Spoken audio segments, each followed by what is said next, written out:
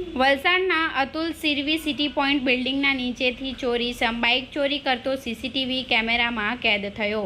તારીખ 7ના રોજ બનેલી ઘટનાના આજરોજ તારીખ 11 જુલાઈ ગુરુવારના રોજ 5 કલાકે મળતી માહિતી મુજબ વલસાડમાં બાઇક ચોર ફરી સક્રિય થયા છે અને પોલીસને ખુલ્લી ચેલેન્જ આપી રહ્યા હોય તેમ બિંદાસપણે બાઇક ચોરી કરે છે અને કોઈપણ જાતની બીક વગર ચોરીને અંજામ આપી રહ્યા હોવાનું સીસીટીવીમાં દેખાઈ આવે છે।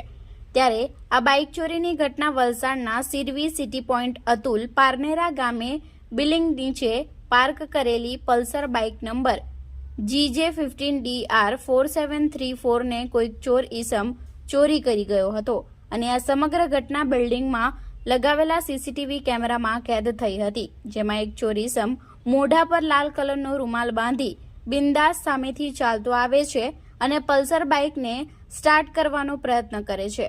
એટલું જ નહીં, બાઇક સ્ટાર્ટ નહીં થતાં બાઇક પર બેસીને સ્ટેરિંગ લોક તોડી નાખે છે અને બાઇકને સ્ટાર્ટ કરી બાઇક લઈને ફરાર થઈ જાય છે।